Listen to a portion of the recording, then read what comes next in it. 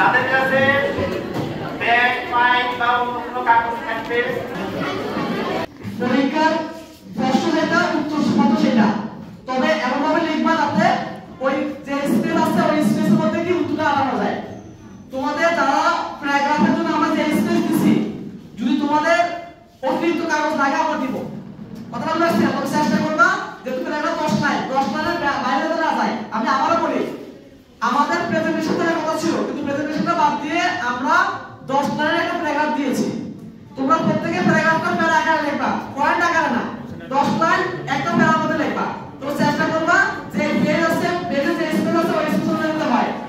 আরেকটা হচ্ছে first of speech যারা আছে, প্রত্যেক ক্লাসে কিন্তু ফার্স্ট অফ স্পেস আছে, প্রত্যেককে আন্ডারলাইন করে যে ওয়ার্ডটা আছে ওটা আন্ডারলাইন করে।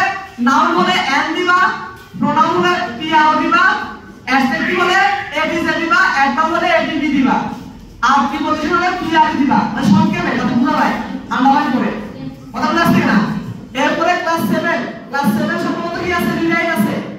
রিরাইট প্রত্যেককে কি করবা যে ক্লাস 3 4 5 এর মধ্যে রিরাইট ছিল, ওয়ার্ডগুলো এরগুলো আছে, সেগুলোকে তোমরা সাজায় লিখবা। সেগুলো কি লিখবা?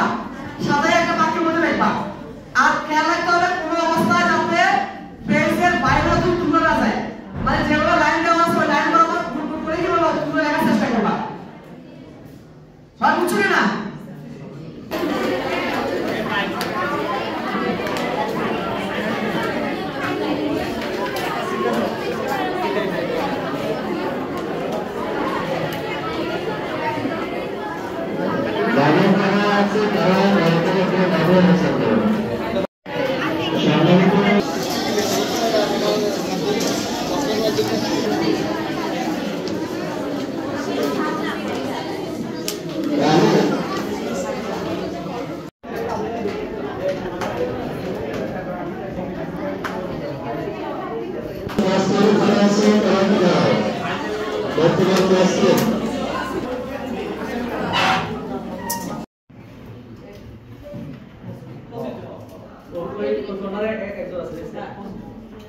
ধন্যবাদ পাশো।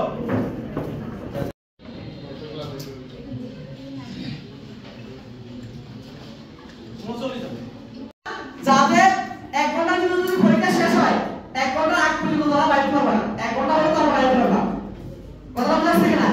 মানে 1 ঘন্টা ধরে মেমো করবা, অনেকে হয়তো 1 ঘন্টার আগে শেষ হয়ে যায়। তোমরা কিন্তু কাছে কথা বল।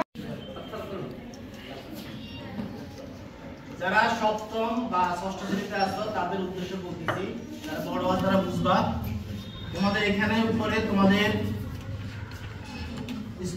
স্টুডেন্টস নেম, তোমার নাম লিখবা, স্কুলস নেম, তোমার তুমি যে স্কুল থেকে আসছো সেই স্কুলের নাম লিখবে, ক্লাস লিখবে, কোন শ্রেণীতে পরীক্ষা দিচ্ছ বর্তমানে সেটা, বর্তমানে কোন ক্লাসে আছো সেটা না।